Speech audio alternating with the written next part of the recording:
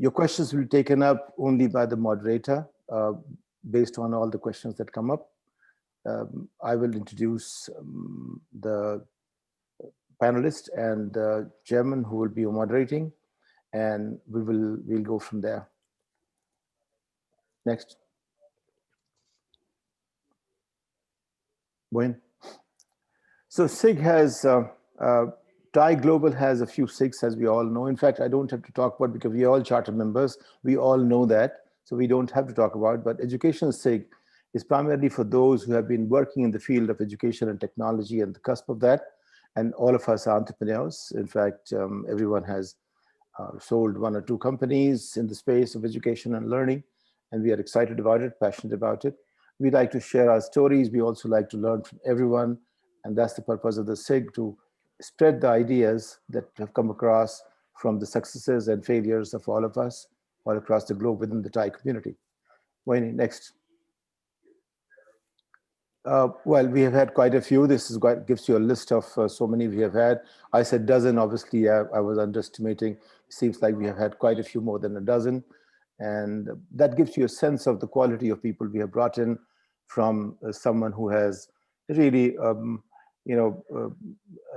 kind of inspired people in the social entrepreneurship space, like Geeta Dharmarajan, to professors who have founded institutions, to technologists who have created new components of edutech as such, and whole range of people from academia, tech experts, but most of them around entrepreneurship, so to say, some academic as well. So that gives you a good list of that, and I don't want to go through the whole list, but that gives you a flavor. Next. Tariq is the inspiration for all of us, and the way he keeps us together. Tariq, thank you for that. And I won't say too much because we always talk about you. So go to the next one. Shailu is, Shailu, it's so amazing to see the many lives that you have had in a small life, short life that we have. That's extraordinary, and I'm so happy to have you here. If there is something to read, even then I wouldn't read. All I would say, Shailu, is that anyone who wants to know about you can just go and Google you, and they will probably have a nice coffee to lunchtime spent in between. So I don't want to say that. But what I like about Shailu is that everyone seems to love him, no matter what comment you find. And I've not been able to find someone who he is universally loved. And so my first question to him will be, if I had a chance to talk about it, but it's Tariq's call, that how does the whole world come to love you in a world which is so otherwise looks for division all the time? But having said that, he is an engineer, he is an ideas person, he's a sales guy who can sell technology like no one else can. He has been part of institution building. He is chairman of a large company of portfolio of activities in the field of technology and entrepreneurship in the Chicago area. And he is someone you would, if you didn't know, you want to meet him. You want to learn from him. You want to see. Someone like me would greatly benefit talking to him, because I've always had challenges. I like the ideas that I have, but I don't know how to sell as well as he does, Shailu. So Shailu is here, who is combining a whole variety of things, from innovation to entrepreneurship to technology to sales. And selling technology, I realize, because I have been part of some 40 odd startups, what a challenge it is. And I think probably, we need to learn a lot from you on that. Welcome to this wonderful forum. I have been part of it more than 20 years. Sometimes looks like, I've been growing up with this, and I just love TIE worldwide as such. Thanks for having Having me. said that, having said that, it's my honor to give it back to my chairman, Tariq Khan, who will be moderating the session. Tariq. Thank you, Satish. Welcome, Shailu. Great to have you here today. Pleased to be here. And those words add a lot of weight and responsibility, but the word love can cover for that. It's the best ingredient on all the conversations and work we do. Thank you, Satish, and pleasure to be here, Tariq and team. Thank you. Great. Well, we'll get straight in. I mean, we talked a little bit. Of course, we have 100 questions, and we could have had 1,000 questions. And I'll go through them. Bring Sure. out. You don't have to give long answers. We'll just follow and proceed. So Sure. let's get going. Please. Um, Tell us about your early experiences in work. We know you did chemical engineering and then a master's in computer science. So what happened? So I think the journey is very nicely put, just like any startup company would. So my life, I think, has taken the same growth stage from the seed stage to a growth and scale stage, as you will. So just let me take you down the path of, I began my early part of life in what we now call tier 2, tier 3 towns in South India. Mahbubnagar and Nizamabad is where I grew up for the first 10 years of my life.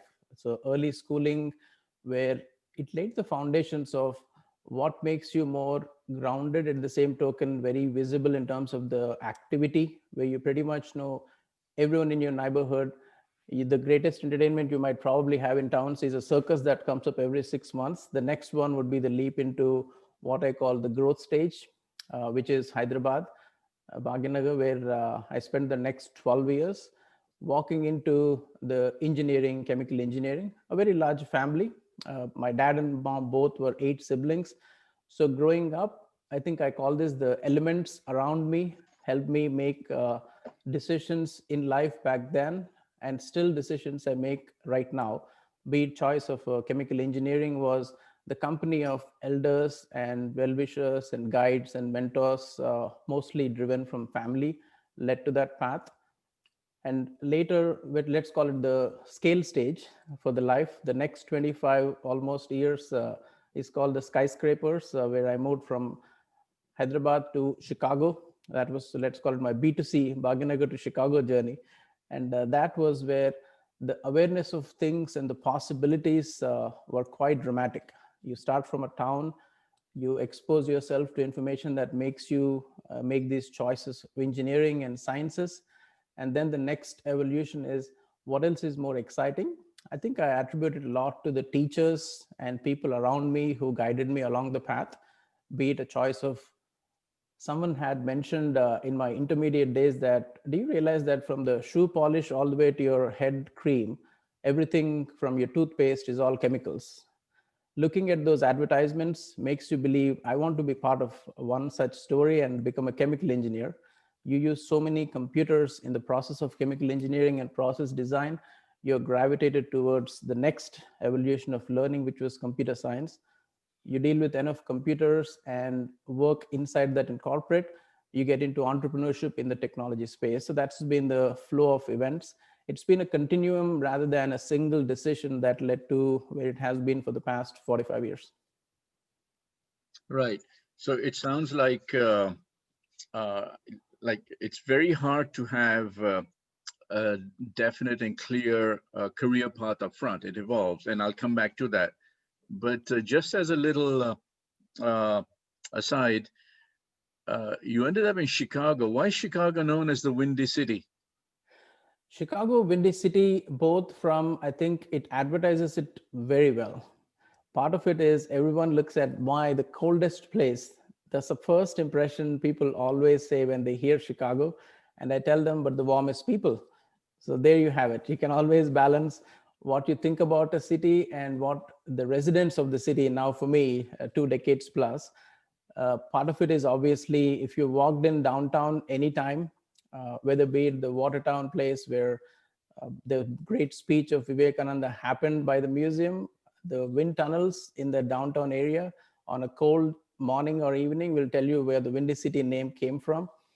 We also had been given that name, historic trivia for folks, that we do explain everything with a lot of detail. So we are called the people with the winds. We add winds of expression to any question that comes our way. So that's kind of the DNA of Chicago. So there you have it, the Windy City guys. My reason to come here was not an accidental choice at all. I had grown up reading Vivekananda and I always wanted to visit the place, be at the place, and have an ability to go back to the place. And Chicago was the place where he said, sisters and brothers of America. And That's where I thought if I leave and pursue something interesting in the skyscraper world, this would be it. And I've been here since 97. Got it. Well, I won't ask you how many times you got caught with the wrong shoes and without gloves, but that's another story. It'll make a book of itself. You're Yeah. right. So coming back about career paths, there are pros and cons. I remember my neighbor's kid, very early, I want to be a dentist by the age of 14. Now dentistry at the time, and it's probably still a good profession, right? But he knew, and everything he did, and he became a very successful dentist, right? So there are advantages to knowing that, right? But on the other hand, there's also a con, right? So what are the pros and cons of knowing early, whether letting it versus letting it just flow? Excellent question. I think it also is insightful in how people make decisions, not just in career, but in life. I'll take a formula just to drive home the point. The one that every one of us are familiar in science, E is equal to mc square. There's no one who's probably not unfamiliar with it, even if they don't have a science or engineering degree from the famous Einstein's theory of relativity. Why I mentioned that is you take alphabets from it and create your own formula. Discussions with my dad in the early days, he said E for energy or engagement or anything that you do with something you can endure for a long time. That would be the E in a life or career. M would be the momentum that you create, but the most important aspect of that formula for us in life or careers is the continuum. Continuum is really, if you think about the definition of continuum, the extreme ends of each end are very different, like a frozen water to a boiling point of water, but the adjacent points are actually not too dissimilar from each other. Between 3 degrees to 4 to 5, they're not that dissimilar, but you can go from a frozen to a boiling state. Each of them serves their own purpose. The one end can make a drink, the other end can make a coffee. So there's various flavors. That E is equal to mc square for me was something I learned from my teachers, from my elders in the family, and I kind of crafted that formula for myself using their learnings. Back to choices we make, it's not really a binary choice that we make, it's more of a continuum. So as long as you can do something for a very long term, you can enjoy it for a long time, I think that gives you the advantage to enjoy the journey for a longer time. So my choices of being a chemical engineer, then a computer science engineer, and you took the example of someone who wants to have been inspired from a family member, those choices, if they are based on some values and some elements that you learn, keep you running for a long time. And those three data points that are not so distinct from each other, but they have their unique identity. I think if you keep on learning and growing, it doesn't matter what choice you specifically made at a point of life and career. It just gives you the ability to evolve to the next phase and completely change you from where you began to where you end up at a certain point of life, but be excited to continue that or take a pivot and make a trajectory somewhere else and still be very satisfied for days like these, where you can have a community of conversations and exchange that journey, minus the dramatic events of the extremes, but those intermediate continuum points are what makes our life very worthwhile. And that applies to places we choose to live, careers we choose to drive, people we associate with, organizations we connect with. I think there's so many dimensions to it that help us. Well, there are, and it depends also on the individual's ability to handle. You gave a little model, E equal MC and continuum, so you have to abstract it and get your own formula. Mhm. Now, today, a lot of people who are relatively early in their career, they have a choice. Should I take 1 year off, 2 years off, and spend $50,000 on an MBA? Is that still a valid model? A lot of people still do that, but it's a choice, right? What do you think about that as a choice today? The choice has to be driven by something that comes from your innate ability to add more value into your system, be it the knowledge base, be it your career path, be it what you want to do, than one specific event. Having been visiting many MBA colleges, I ask students all the time, working professionals, right from engineering and those who have taken it after they built a few companies. Each one has a very interesting story. So it's not one recipe as to what would be the ideal one, but the recommendation I always make it is, don't be taking that decision based on someone else's driving factors. That is, don't make a decision to do an MBA because you didn't get the raise for that year. An MBA degree is not going to qualify you to get to the next step. But if you pursue that degree to get a multi-dimensional knowledge of the 5 domains, be it organization management or strategy, technology, finances, operations, if you have that rounded initiative, there are many more opportunities than were available 20 years ago not to get into a school full time. But each position is very unique. Apply what is most relevant to you at your stage of career and life, and don't make it drive on one metric. I have always seen is adoption into MBA programs is very high post annual review cycles in companies. There's probably a reason to that. One of my first startups was about guiding people to get into advanced education, higher ed.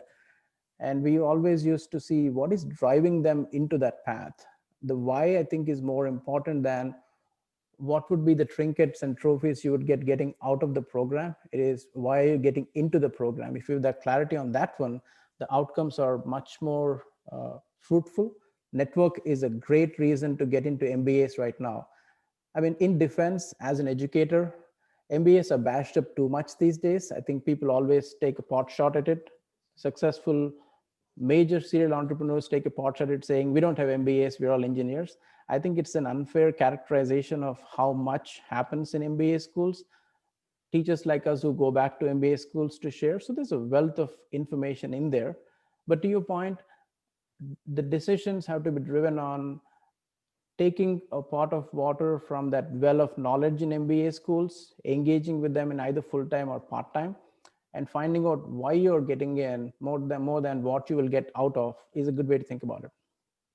Okay, I mean, it comes back to understanding oneself, what one's desires and strengths and all this are. So let's apply that to you. What did it take for you to become a top performing global employee in a major company? Tell us, how many fights you had or what you did to get there. We always have history written by victors, right? So post my trophy of the top performing employee in the world in 2005, you're just turning 30 and you're put at the pinnacle of an organization with someone who has a presence in over 100 countries and 100,000 employees. You really don't have that as a target. You don't even know that a target like that exists. What I think is a way to get there is making sure that the work you do is substantially large, not just what is assigned to you, but the curiosity to engage with every department that's connected to that project. In this case, it was a massive airline company that was overhauling its entire human resources platform to connect the flight ops, the in-flight, the reservations, the baggage claim. The whole ecosystem was being changed. And I was one of the key constituents. I can rewrite and say I was leading the whole project. I certainly wasn't. I was one of the cogs in the wheel. But I think what led me to that recognition was my curiosity to connect to not just the customer, but the vendors, the internal stakeholders inside the provider and the client. My ability to weave every milestone with a personal life journey. I mean, these were big screens, the TEDx type screens where they would do demos. The intent was to present us as the best provider, but I would always bring it down to something that's relatable and connectable. Stories from my childhood about my swimming in the wells and snakes in the waters. And those were the stories we kicked off events. Over time, it gathered the attraction of some executives who were serendipity is never planned. So they were present in the room one day and they happened to attend a demo and they said, let's talk more and find out what it's doing. Fortunately, that project module that I was involved in led to a significant positive moving the needle in the project, both from a customer satisfaction and financials. There were several other aspirants which I had not even been aware of. It was a complete surprise. They pulled us into a room, they announced the award and said, you are it. It took me by complete surprise. I don't think it was completely unaware. So I kind of got the sense of where it was going, but it was one of the most dramatic moments because that was the week where my first son was born. So if people turn me back and say, how old has this trophy been with you? I look at my son and I'm talking about him, and the world is assuming I'm talking about the recognition. So it's really both came together. I think part luck, part of it effort, and part of just curiosity and awareness to connect. So no good recipe to it other than what you do it with what we call growing up in Urdu fraternity, shiddat. If you do it with real passion and share openly and not be restricted into your department, your deliverables, but be a little more open ended, it opens up possibilities of someone in the room that you would never imagine, someone in the room that could dramatically change your career trajectory completely, is where it ended up. Yeah. I mean, I think personal, you see some roles, sales or in banking, top trader, some of these roles, they allow for very target oriented behavior. Like, upfront what it takes to be the top salesman or the top trader, right? Whereas you're describing, okay, there's luck involved and right place in the right time. But it sounds like you were just doing the best of whatever you think you could do and needed to do. You let that work out, and it just happened to be, right? You weren't being driven by this obsessive thing. There are the metrics that I need to chase, right? Which is a different approach. Right. And, nothing wrong with that approach if the system that you're working in allows that approach, right? So it's not to say it's not. So that's good. But large corporations, and this is the last one on this phase, like I've been, and many of us have been in large corporations. When you get into management role, there's politics, bureaucracy, and there are times when you have to fire people. Have you had the situation where you've had to fire people? There have been more than one occasion. I had to do it in my enterprise career before I began my journey as an entrepreneur and then as an investor. More than thinking of it as firing someone, if you change the perspective and empathize with the other side as to what drove to that milestone or that event, that gives you a context, because that was probably not the beginning of your relationship or interaction. It came to that point as a series of events done by both sides, not just you but everything around that person and you. I try to do my research on what got us to that point and go back to where it began. I think if we don't learn from history, it will make us repeat it multiple times. So when those events hit, the couple of things I had done was ensure that their future comes with a positive outlook and not focus on that particular event, but everything that began their journey and everything that will go in the future, and focus on that as an event and make that day little more easier to digest, but at the same token make them aware of what led to that point. Their energies were on the top, they did not contribute to lead to that point, but other things that happen. When I had done this, and I had obviously done it multiple times, it is very interesting that I got very positive feedback that was an eye opener for them, that many shied away from sharing because it was the inconvenient things.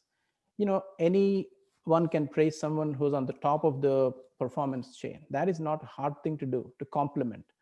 It is when you have to comment the actions and not the person, and give them a path of where they can go and succeed in many other dimensions that could not work out, and add responsibility to yourself to have contributed to some of that, and say that this is also a learning experience for me as much as it is for you.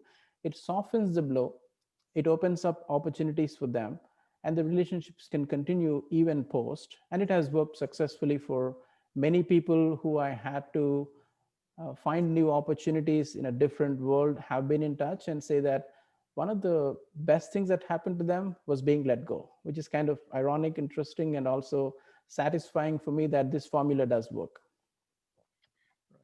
I mean, you're describing a behavior approach to management, which is not widely followed, at all levels of management in all companies. And I Absolutely. can say that, right? Not easy. Yes. It requires a little bit of sophistication of thinking to adopt that behavior, right? Like, Yes. but and in entrepreneurship, in early stage, nobody has a luxury to go through all of those things. But we'll come on to that. So let me just pick up one more thing here. How did your uh, career and activity transition from corporations into education? Just walk us through how that transition happened. Part of it was deliberate. It wasn't completely unanticipated. I was leading into it. The second part of it was happenstance. So the work I had done at Xerox, starting from each department to the other, a lot of that had to do in the learning departments. Back then, it was Motorola University that were eventually a part of Xerox. So corporate learning solutions in the shared services and corporate learning, corporate departments that sent out people to pursue either advanced education or a certification program, that were part of my early learnings.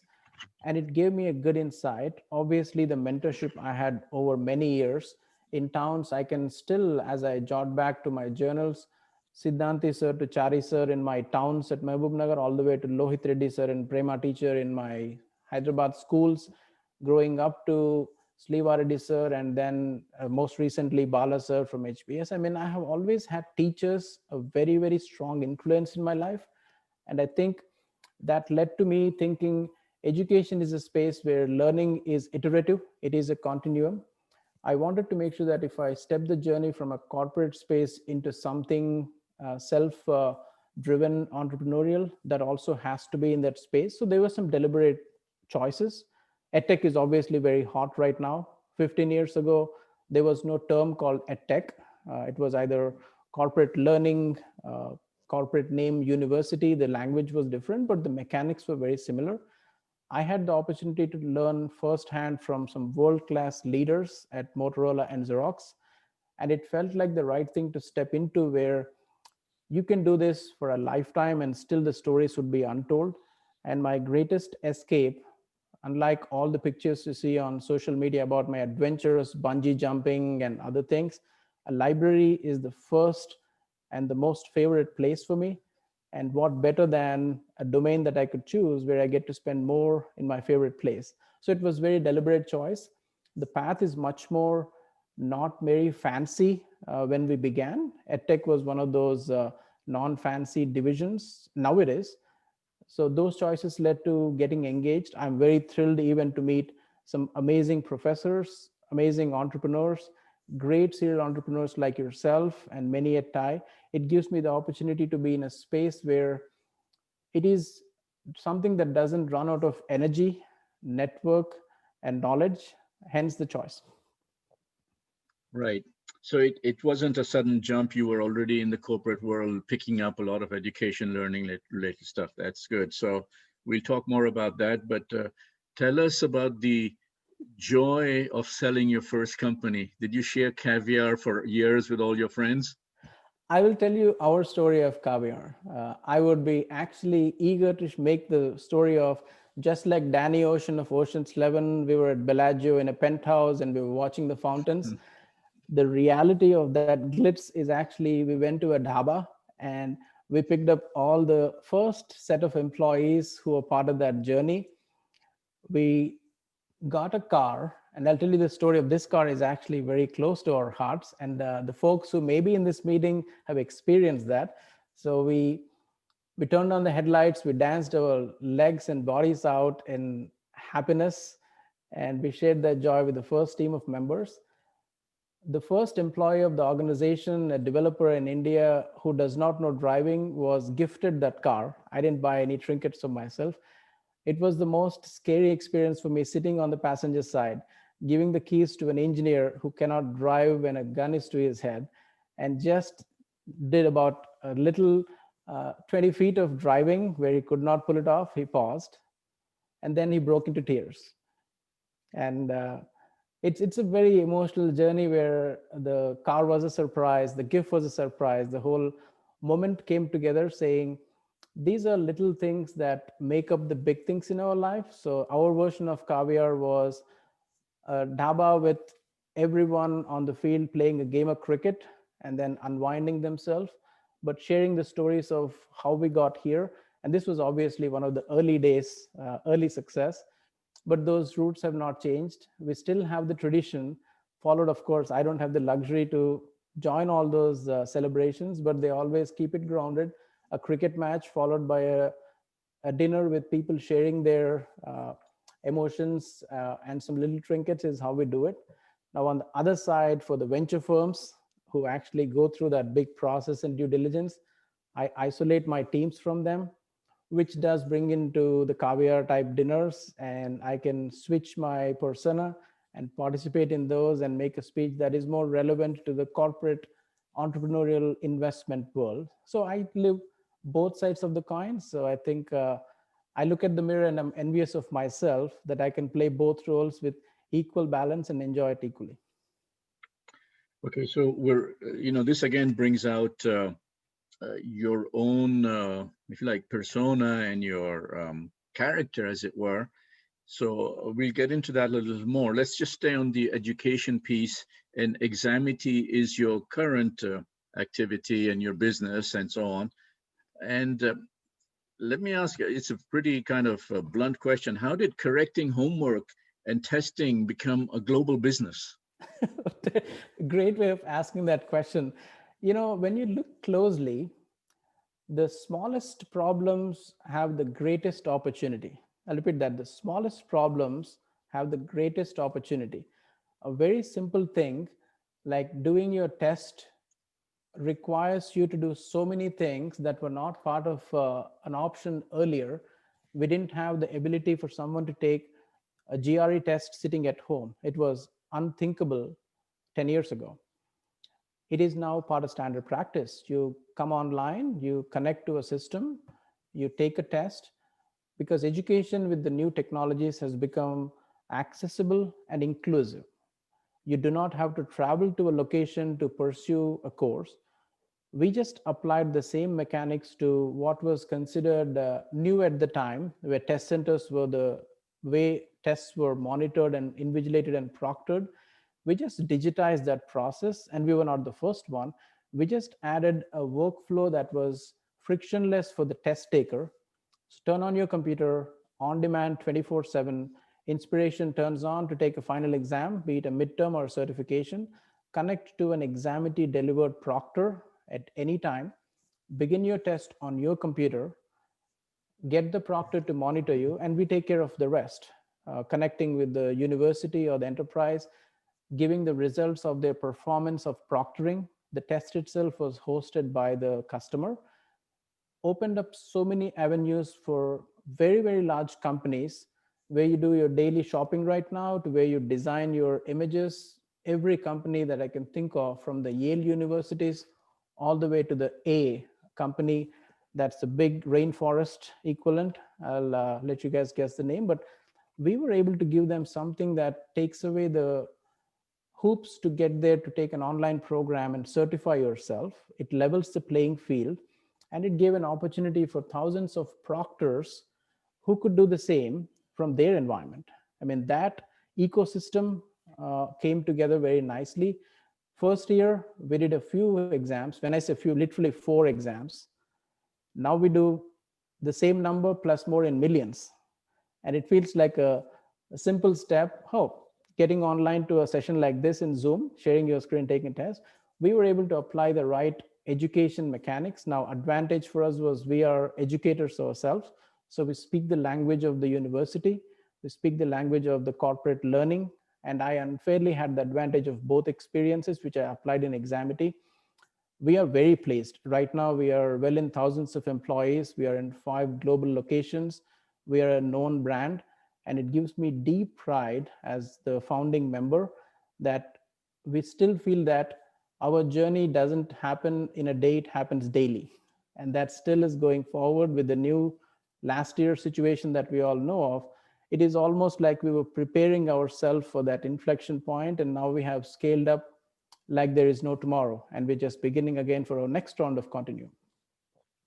So with all of this going on, and of course, there's last year's COVID, and in any case, the world is changing at such a fast pace. How do you organize your teams to stay at the forefront of products and services? How do you actually do it in your large company? I think a large company, if you really look at down, is little pockets of teams who are their own company. The trick is not to enforce a single formula, but make it tailored to their divisions and departments and give them autonomy. Easier said than done. We both have been there across global organizations. But I think the important thing is to be aware of the sensitivities of each department and what is defined as their version of success, align that to the corporate version of success, but keep these troops excited about what's coming up.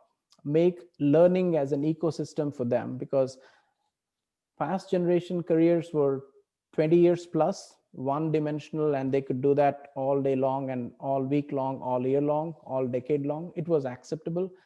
The pace at which things are changing right now, the way things are adopted right now, you are supposed to deal with each of these department as its own little company, give it autonomy.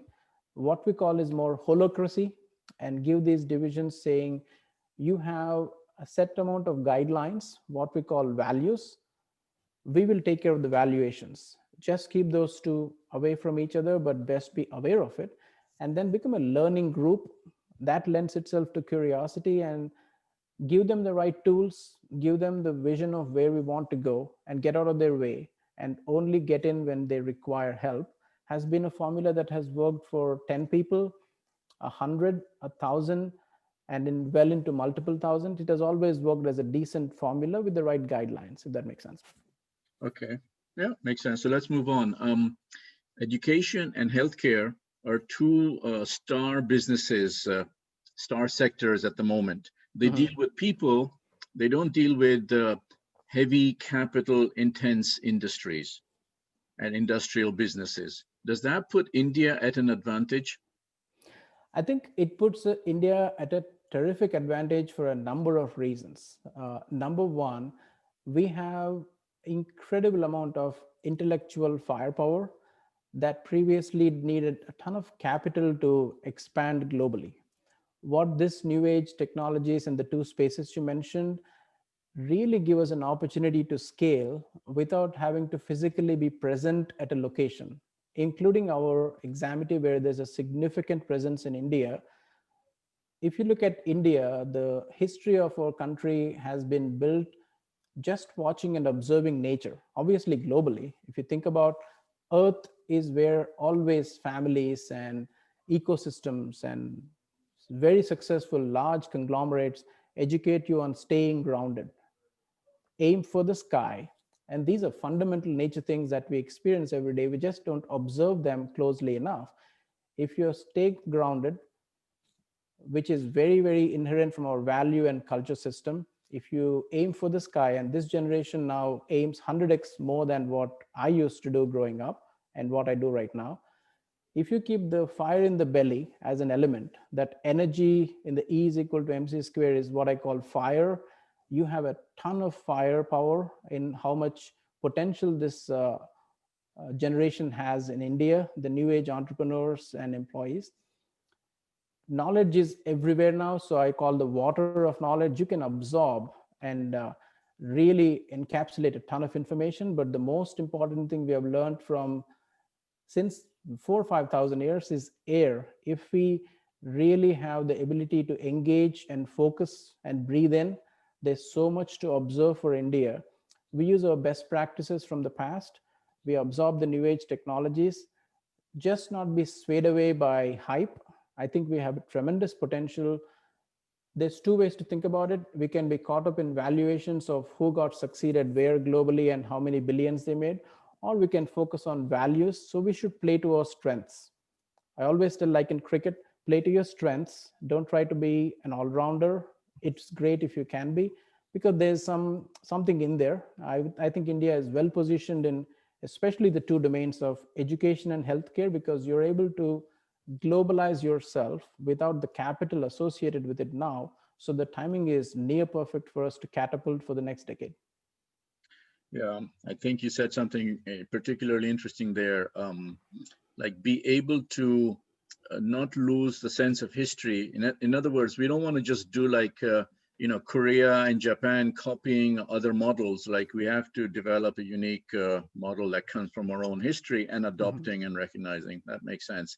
But also you started touching upon some of the values and also the heading of this thing, dollar success versus life success. So let's touch on that a little bit.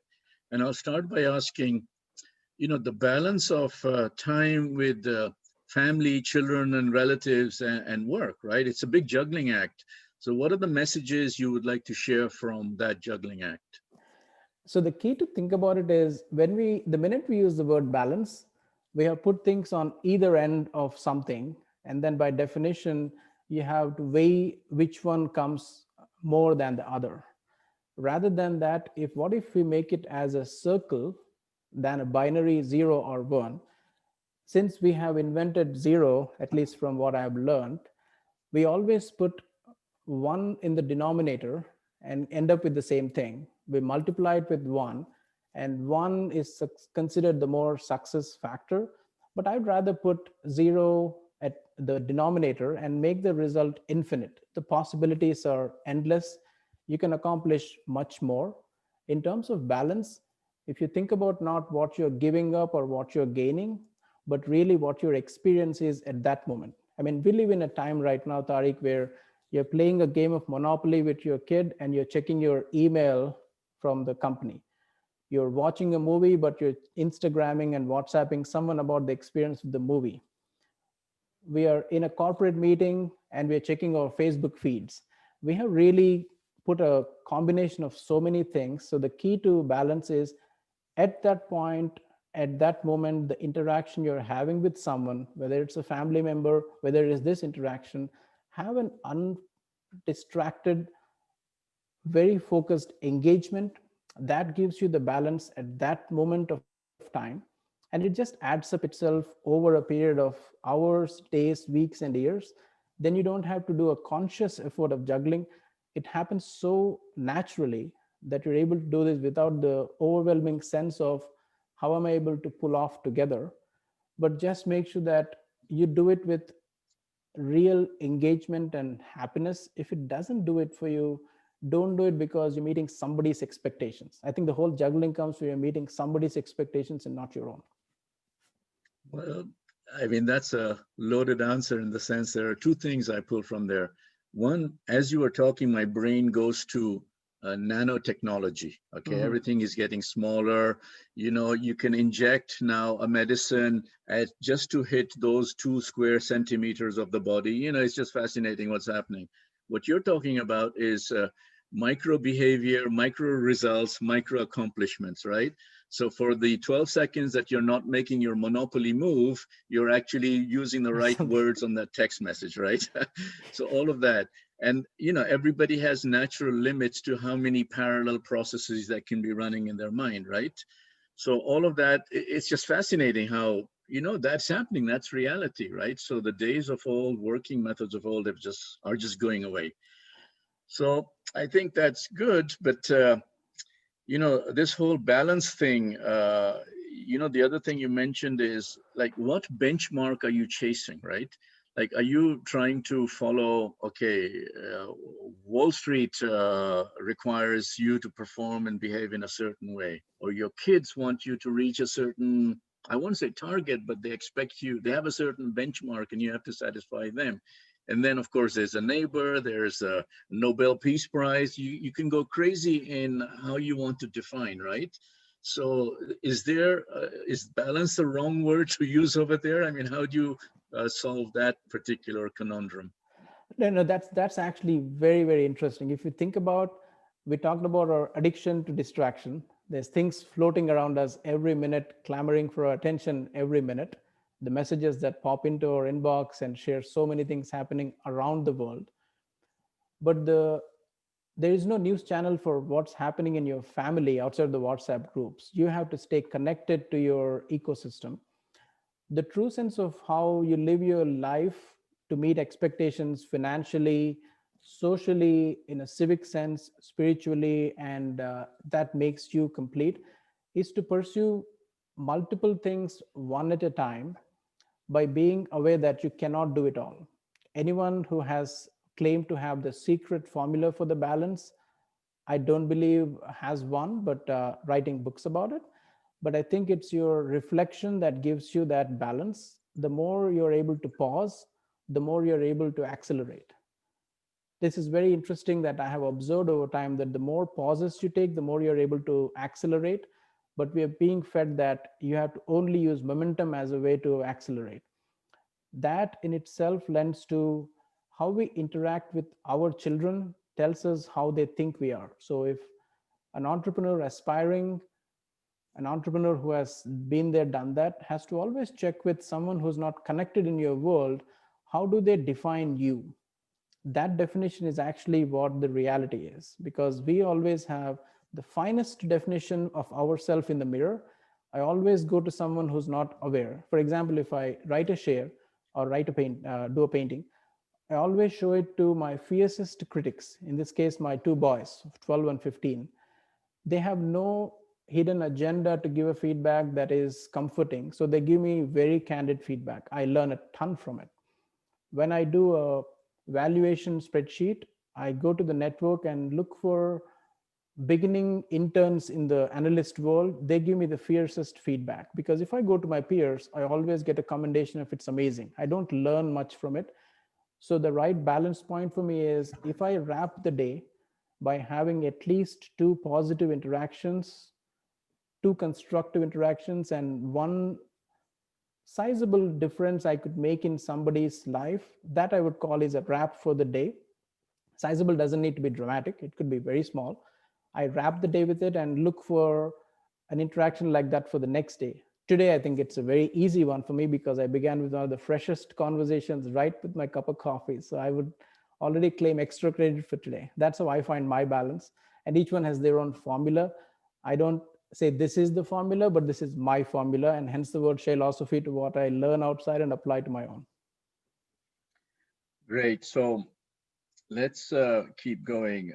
And in terms of questions, I know that we were just chit-chatting earlier, and Satish was also bringing out, like, you're such a likable person and stuff like that. Satish, do you want to just kind of phrase the thought you had in your mind and put the question to Shailu over here relating to that? You're on mute.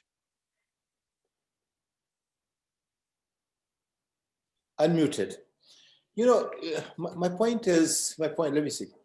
My point, Shailu, is this. I've been a corporate person. Mm-hmm. I've been an entrepreneur. And my biggest challenge has been, and always for any manager, is managing people. Yeah. People create value. And how you connect the people, that creates greater value.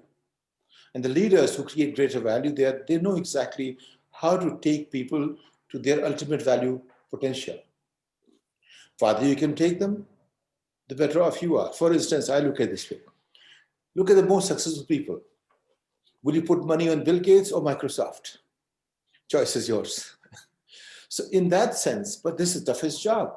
How do you handle it? I've heard you. It's one of the most beautiful things I've heard in a while is listening to you. Thank you very much. I've heard you, but I'm trying to understand, what is it, and I'm not able to get my hand around that.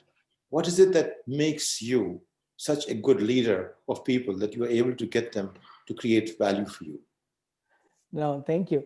I think managing people is an incredibly, puts us in a spot of, we think we can manage them. Humans, by definition, if there's 7.x billion people on the planet, there's 7.x personalities, each with some commonalities, but they're all very unique. And for us to find a common ground of how to manage the explorers, the planners, the solvers, the connectors, there's a various categories of people. The best way I can think of it is, and I will give an answer that is not directly tied to it, but kind of drives home the point, at least in some sense. Every one of us at one point has walked on a beach for having a relaxing time. Imagine the point where you're walking at the point where the water and the sand touch each other. When you're walking on that ground, you don't have a firm footing on the ground. You're kind of a little shaky. But imagine if there's a pole that is strongly set and there's a rope that is tied to it and you hold on to it, then there is a sense of control into your journey and walking path. What should happen in organizations? That pillar is what we call the key north pole of the direction in which the organization is heading or your life's heading. It could apply to life and work. And the rope is the value system that you give to your teams to hold on to. That makes them, people like stability a lot more than they care to admit. Risk is over advertised, and stability and peace is under advertised in the entrepreneurial world or life. But I would love to create a scenario in multiple organizations where I have created them myself, where I have invested. I teach that to my own family members and my friends network, saying define that pole that holds on strongly to the ground, define the rope of values that's unique to that group, that community, that they can hold on to and walk with a sense of more than me is part of this system, because the sum of us, all of us, is greater than one of us. TIE is a fantastic organization, which is a good example of you're not managing the organization, you're letting it evolve on its own, but you're putting the right values in place, you're putting the right people in place, and people draw to those things magnetically. That's one way to think about it, Satish. I don't know if it kind of alluded to what you're looking at. Rather than give a prescription to them and say, this is what I want you to follow, this is my book. Why not give everyone their version of the book? Great. Look, my point is, not everyone can become Tom Brady, right? Now, we all want to know what made Tom Brady Tom Brady. It's not very easy for Tom Brady to tell us that, right? So I understand that. We're all trying to find that recipe, or you can say the mantra that can make us succeed in whatever we do. And we are the only constraint that I know. I am the biggest constraint for my own success. I'm trying to overcome all the time. And it's very humbling you say that, because I think the more people are aware that I am the constraint, the more they will stop adjusting everyone else's constraints. I mean, we're all trying to change the world, which is a big one. We find it very hard to change ourselves. We are on a mission to change everything else. So I take the easy path out. I would change myself first and eliminate those constraints where possible, with all the quirks of personalities that we have developed over the years. And I think that's much more adaptable to your question of likability. I think if we try that as a mission, I don't think it will accomplish its objective. But if you try to find what ticks for someone else, what is their motivation, how can I be part of their journey, then you become more inclusive in their life and careers. And that's much more, you're talking on the same level set playing field at various. Having conversations with a 5-year-old and explaining entrepreneurship cannot apply to Dr. Bala, for example, who's been there, and he's an 84-year-old who has done everything in the world there is and still doing it. We just have to fine tune and calibrate our constraints and not try to calibrate everyone else's. I mean, in my opinion, if I had to give anyone a message, I said, the only power that you have is to change yourself. Exactly right. Any other power at all, every other power elusive. Absolutely right. The only power you have is to change yourself. Second thing, I want your comment on that, because I think you have said lots of ideas and lines full of wisdom. Thank you. I look at life this way, and tell me, what do you think? We all have the same canvas. The pixels are the same. The pen is the same, the pencil is the same, the brush is the same, colors are the same. But one is a Picasso and all the rest of us. Mm-hmm. What is it? How we connect the dots? Right? How do you do that? How do you handle that, connecting the dots? The dots are the hardest one, because we all have the same elements around us. The lens is very unique to each one of us. So by joining this session, each one of the participants and me, myself, having interacted with luminaries like you and Tariq, what we get out of it is unique to our lens. The clearer that lens is, the better you absorb. The blurrier that lens is with your assumptions, with your expectations, with your presumptions, with your what will I get out of it, those blur the lens. When you want to connect the dots, you first have to see it clearly.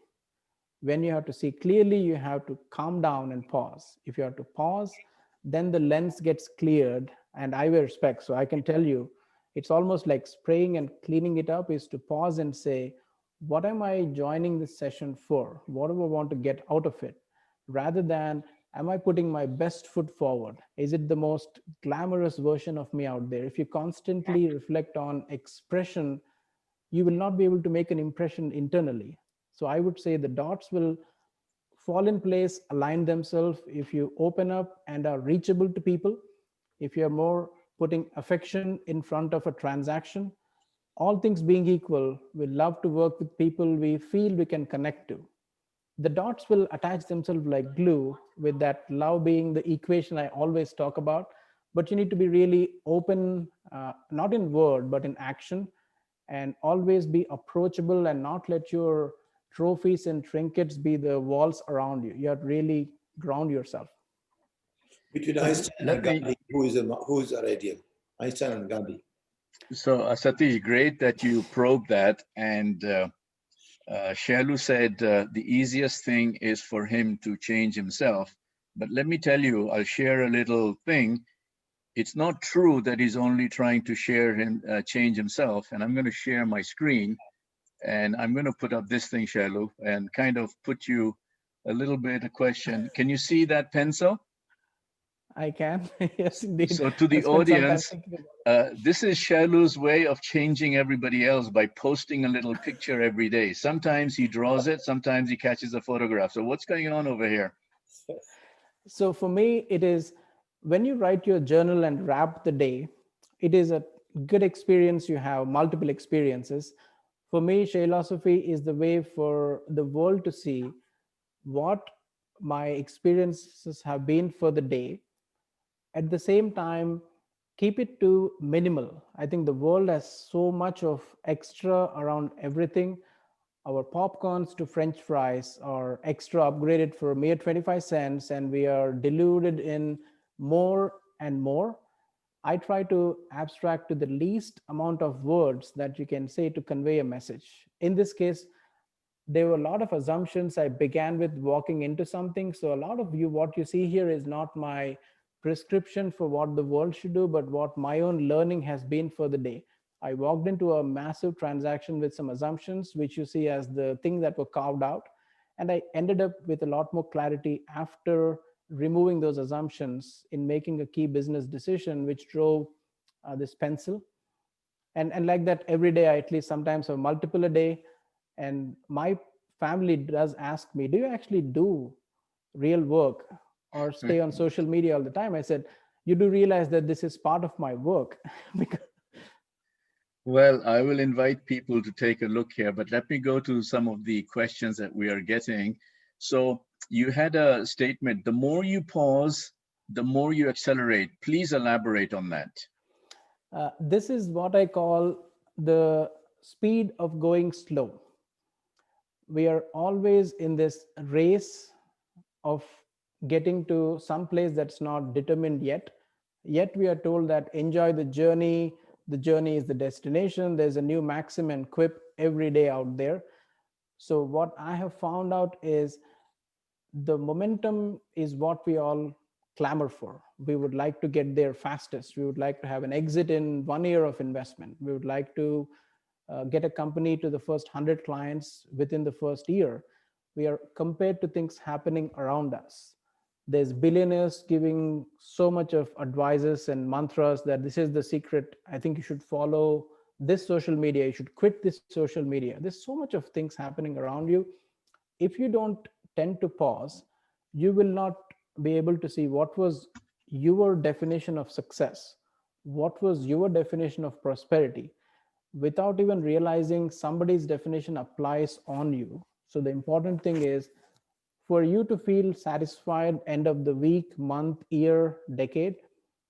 Those pause moments, at least for me, have helped me define my momentum and then engage in those activities than be swayed by the winds. Okay. So related to that, and Satish threw in the name, Tom Brady and what made Tom Brady. Now, Tom Brady did not become Tom Brady by being nice to other people. He was relentless in what he's doing, right? So is there some contradiction or paradox? Like, what's the story here? And Steve Jobs is the same. It is. In fact, the E is equal to mc square can be used in so many ways. You could create a nuclear power plant or a nuclear atom bomb. The same formula works in many ways. As you think about the engagement, the energy we talked about, what we did not talk about, one thing called endurance. The example that you took of a great sports person, it can apply to so many sports people who have been my icons growing up, has been the hallmark. Endurance has been their hallmark to gain the momentum of their continuity. They have not taken it as just read about success, but they have been engaged tirelessly over many, many, many years to get there. For them or anyone, including him, it has not come in a day, it has come daily. If you think about Matt Biondi, who was a swimmer back then, to Kapil Devs, to today's heroes in the cricket, none of them have just shown up and hit their balls over the stadiums. They have done years of grinding work over time. Movies are another great way to think about it. If you think about those as your icons, everyone has Amitabh Bachchan as their icon, and we grew up with Mithun Chakrabarti, the underdog. So you always have to look at not just the superstars, but the people around them who have enabled it. I mean, Tom Brady obviously is not an individual sport, it's a team sport. So he has obviously stood on the shoulders of many team players, mentors, coaches, fitness experts. Everyone's journey like that applies to so many shoulders that you virtually sit on, you're just not aware of it. So the individual heroism is built upon so many unsung heroes around you, and you have to be relentless. There is no question that even today for me, post this, there are so many deliverables out there for me to meet, where I have to put my head down like a turtle and focus on execution, so that I can talk about it in my philosophy tomorrow, because I need to earn my keep for tomorrow, be it progressively financially to keep a large organization and investment running, incrementally to spend time with the other things I talked about for the last hour and exchanged ideas. We have to really be driven enough, but not all the time. You need to know where to unplug yourself and say, this is my moment of pause. And to do it multiple times a day than do it just at the end of the day. When you find more pauses, you do better. And we have learned now the new age meditations and yogas come with a merchandise and toolkits. But I think you can do without all of that just by finding your own private corner and taking a 10-minute pause every 2 hours. For your working day of 10 hours, that would be a good 1 hour. But that 1 hour would be the measurement of how you're swimming than splashing water all day. Next one. In his book, Lean Startup, Eric Ries said startups can't be evaluated on traditional parameters on which we evaluate traditional companies. Your views on this? I think there's many dimensions to what we call evaluation. Some companies are evaluated because you're taking a competition out. Some companies are evaluated because you're entering an investment in a new domain. Some companies are evaluated on potential. They're not making enough revenues, but their potential is very high. So if you look at kinetic energy to potential energy, there's a lot of energy aspects I use from my physics. My take on it is really thinking the evaluation is very, very unclear as to no standard formula. If you just bucket and put it into a spreadsheet, you would never get the full picture of an organization. It could be the founders, it could be the concept, it could be the timing, it could be the execution. It's a combination of many things and some amount of awareness of, at least for startup companies, I would say if you're seeking engagement of investors, same industry people will give you a far more insightful information than randomly spraying and praying to everyone. So my take on it is the best evaluations of your entity or idea will come from the people in that industry, because they're putting other dimensions, the invisible dots, very eloquently, as Satish has mentioned. They give you a much better valuation and perspective than any entrepreneur who has done anything in any industry. Yeah, I mean, it's an evolving science, but you've covered it. So let's go to another point. World is changing at a rapid pace. What's your formula to predict the future? I think the key for us to not be busy predicting it, but be busy creating it one at a time. If I have a definition of what my future needs to be or has to be, just be learning around what is changing right now. As a specific example, there's so much talk about work being automated, machines taking over a lot of work that will be done manually, be it driving your cars, washing your dishes, deciding what movies you would see. So much technology is happening around us. Things such as arts, things such as expressive way of connecting to people, those are things that a machine, even if it does the best, is still artificial in its true sense. Those are things I think which will have far more engagement. Music, uh, things that are artsy, I think is an interesting dimension to what people should engage. Eventually that will be a very niche area because everything else is automated, right? Machines are doing most of your work. It is so transactional and repetitive. For example, if we had a session of Thai and someone was playing the guitar or the piano, it is far more interesting than if I opened YouTube and played a automated media clip. It's not fun anymore. Anyone can do it. So I think as we look into the future, technologies like virtual reality, augmented reality, arts, and those elements are more interesting where we're headed. There's enough, obviously, momentum around AI, blockchain, so I won't talk about those. But I think making sure that you're aware of these, we are exploring everything and talking about robots on Mars, but we have not really found out the inner workings of the body to a science that you can actually, to your point, the nano, you can get to a specific point of pain and cure it faster with less steps. We have not really understood the brain, the extent to which we think we understand what drives art, what drives science. So the inner engineering, I think, will be an interesting progression in the next 5 to 10 years, where there may be a flying car or not. Who am I to predict? But they will be much more focus from the industry on understanding ourselves as people. Yeah, the days when you would rely simply on a 3-year business plan and vision and all those days are gone. It's a 3 week now, but the 3 years still run because that's what we're used to. So some guy put the general ledger profit balance sheets in Italy. I think you can relate to the folks who did that. And 400 years later, we are still using it. So there's not been a complete shift in some things. Last year has been a reset button for the entire planet. It has opened up new industries, new way of thinking, new way of working, new way of expressing, and people finally got back to their hobbies. Gosh, death reminded them that you need to live. So finally we are getting back to living. So the focus would be people would pause a little more, and they were forced into it. But the next decade is going to be fascinating. But I'll be biased to my industry. I would say education will be as hot as it is today and more, because the information being churned out is staggeringly high. And to your question, that you mentioned this, Sarik, that if you Google something, there's a million hits on anything now. So information is everywhere. Intelligence is inside the heads. So the true thing about knowledge is between the heads. And I think you cannot connect to someone's head if you can't connect to their hearts. So emotions will play an important aspect of our communities for the next 10 years as information comes very, very rapidly at us as to what information should you discard, not more to consume.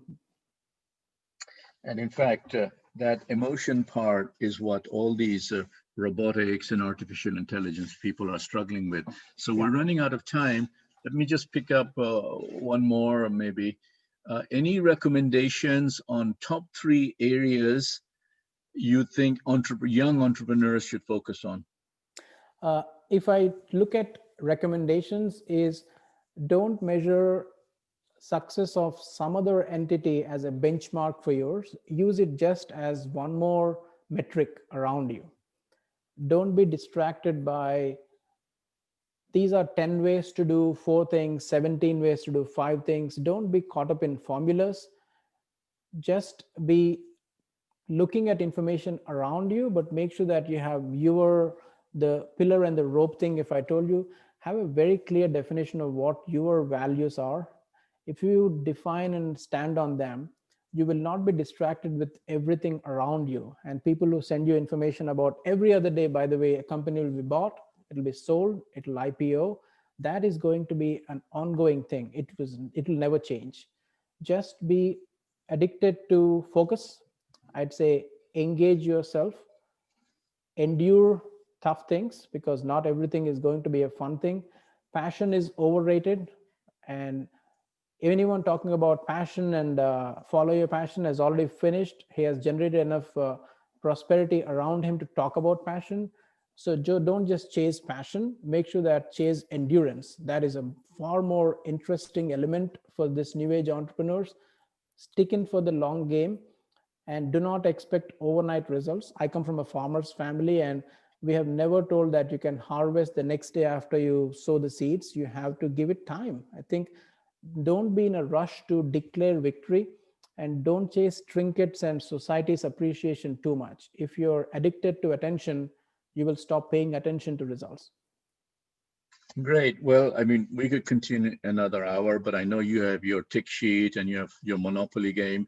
So I am going to hand back to Satish. Satish, would you just like to do a closing, and then Mohini can take care of things? Satish? This has been great, Tariq. Thanks for opening up so many avenues. Time just flew by. It didn't even feel like Well, it did. It did. We'll have an in-person meeting somewhere in the Windy City at some point. Absolutely. Consider Chicago home. For all the participants who have been listening in and patient to observe my verbal journeys and taking you through my time machines, consider Chicago your home. We are known for hospitality among many things. Deep dish pizza, if you heard about it, this is the world's best place, and New York will contest you for it. I see that coming, but I know of many New Yorkers who ship pizza from Chicago. Having said that, every one of you are welcome to it. And if we can do a deep dish pizza contest, Tariq and I would do a head-to-head on another Zoom call. You can just watch us eating pizza. Yeah, I've had the deep dip. It's not for me, but we're taking time. Satish, back to you, Satish. Are you there? Mute. Satish, we kind of, maybe you're on mute. Yeah, he is on mute. Let me.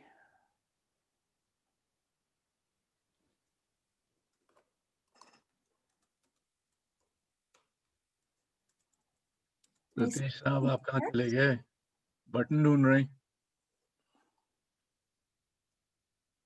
so maybe I mean he could have been pulled into a call or something. So Mohini, would you like to do that? Yeah, sure. Yeah, in interest of time, we'll just go over. Thank you all for attending today, and we have a regular cadence of calls every month. We have 2 education SIG sessions at least, and you can see our upcoming sessions. We have our next session on February 4th with Bias Dev Ralhan, and then on February 18th with Amit Agarwal. So we do a good series of education sessions, and we'll update you with, we maintain a database of education participants, and we'll update you with the posters for all of these upcoming sessions. Thank you very much for joining, and thank you so much to Shailu for coming today. We really enjoyed all of your great insights, and I think you'll get a lot of more Facebook followers henceforth. So thank you very much. Enjoyed the session. Thank you everyone for joining. Thank you all, and it's been a very warm and affectionate exchange. You guys are wonderful. The way you coordinated the event, the way you let me go in so many directions that you probably didn't intend to, and yet let me open myself and exchange. This has been a very phenomenal exchange, and I look forward to many more and participating and learning. I learned as much with those questions that came across, and I look forward to many more interactions. Tariq, We spoke first time for a few, time went by, we spoke again and time went by. I look forward to many more such interactions. And Rahul, Mohini, and the entire Thai team, thank you for setting this up. I hope this will add some value that we're trying to bring back and give it back to the community. But more importantly, it's very selfish for us. We are trying to extract love from these exchanges and connect, to your point, Mohini, to a lot more people we didn't know before. Hope this helps them connect the dots. And if one thing comes out of it that helps them in their careers and lives, we would consider this meeting worth the time. Thank you, sir. And we'll share the recording. We have that, which helps, you know, the asset. Thank Jai you Hind, very guys. much. Thank you. Thank you. Bye-bye. Thanks, everyone. Bye.